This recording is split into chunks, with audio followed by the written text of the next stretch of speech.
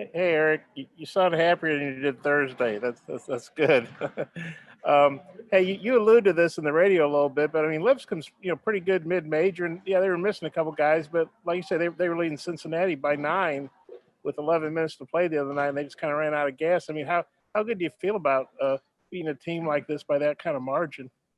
Yeah, Bob, I thought we were really locked into the game plan. I think that, the guys took a really, really mature approach. Look, I mean, when you win a game, you win a second game, you win a third game, you always worry about, is your team coming to the building with great respect for the opponent, with great respect for the game.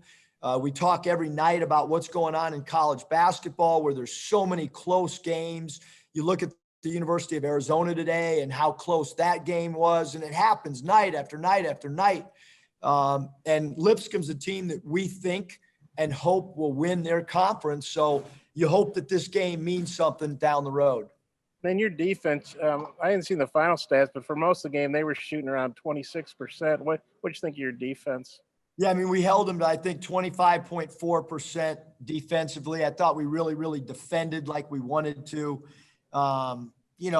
Defensively, in the second half, we held them to 2 for 13 from 3. Still too many threes. They made 5 at 24%. So we got to continue to get a little bit better defensively from the 3. But I thought we did a really good job. That's a team that doesn't turn the ball over. We only caused 7 turnovers, and surprisingly, we only had 4 steals. So we want to continue to work on being a little bit more active defensively. But I thought, from a discipline standpoint, we played flawless discipline defense. Yeah, I got some more, but I'll pass it back to Mike. Curtis.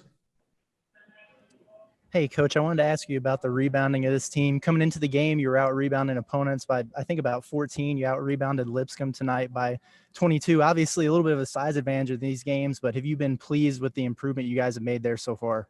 Yeah, I think we've done, that's something we try to end our drills with a box out and a defensive rebound. And Justin Smith is rebounding well, and he could even rebound more. I think he could be a double rebound guy for us every night, but he's doing, he would have been our best rebounder last year by far. Connor, with his length right now, he's dominating on the glass. 9 rebounds tonight in 15 minutes. Jalen Williams continues to rebound. He had 7 tonight in 17 minutes.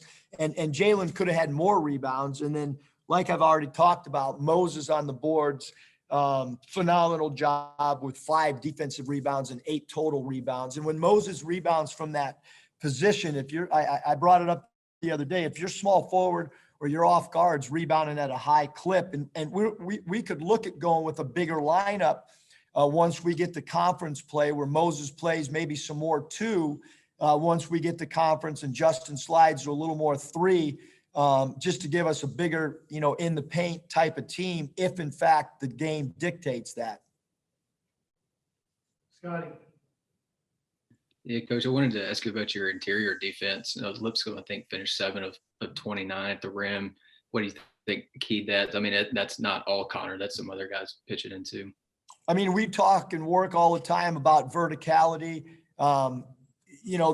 It's so important because right now they're allowing teams to go vertical. And if you don't bring your hands down, you can affect a lot of shots. But certainly right now in a game like tonight, we have a distinct size advantage. And Connor, he just changes stuff. And Jalen Williams does a good job of bodying up and walling up offensive players.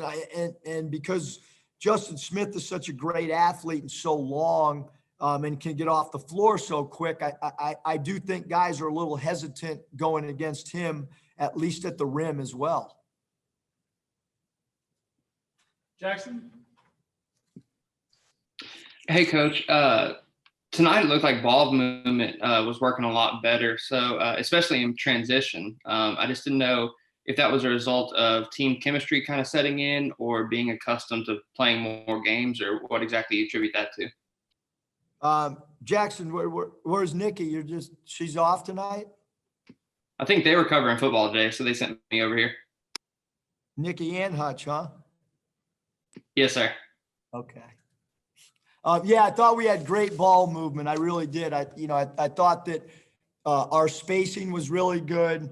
Really interesting. A really, really good NBA coach had called the other day and had watched our team, and I didn't get a chance to talk to him. He left a voicemail about our spacing.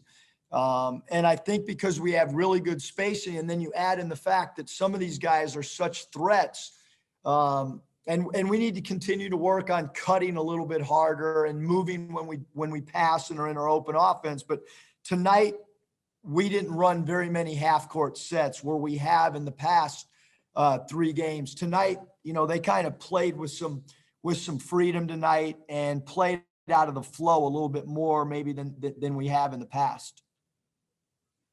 Rob, follow up?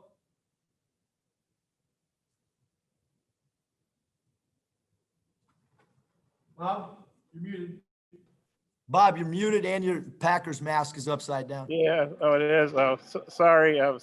My hearing's going. Lou Holtz once told me I was deaf when I was a young. And that was a long time ago. That was a long time ago. I think it was about 82 or something, maybe 83. But hey, I think you had all your scholarship guys score tonight, and Vance had a little bit of a bounce back game. How good was it to see everybody kind of get out on the score, and then Vance, got back in there? Yeah, no, it was great. I thought Devo was really good. I mean, he got a lot of loose balls. He was really active. He's got a knack to break people down off the bounce, and obviously we needed Vance to bounce back. It's really hard on a player. I probably need to talk to him a little bit more and compliment a little bit more. Vance started the first game. He played well, and then we made a change in the lineup, not really off anything he did, but just the fact that we felt like we wanted Connor in that lineup. And so, I think that when that happens and you don't do anything wrong, maybe it's a little bit more difficult, because he scores in double digits tonight, and he's an offensive threat for sure. And then Note, I know he fouled out, but he 12 points. I know you weren't real happy with his play the other day. Did you feel a little bit better about how he played? A little bit. Just a little bit. Okay. A little bit. And then Matt Zimmerman, he was in Columbia today for the football game, and then he made it here before halftime. Were you impressed with his hustle? The hustle of Zim was insane today, because I was back in the back pregame really worried about, how he was going to get back here and how creative he could be. But he got here and he contributed. Okay. I think I'm good. Thanks. Final question, Jackson. I got the mask fixed too. Thanks. So on talking about Vance, it seemed like in the first half he attacks more than he normally does. He kind of went inside and then hit a couple free throws in the first half. Coming out in the second half, he hit a couple threes. Was that something that you would talk to him about being more aggressive on the offensive end instead of relying on the outside shot? Or is that something that he, as an experienced player, kind of did himself?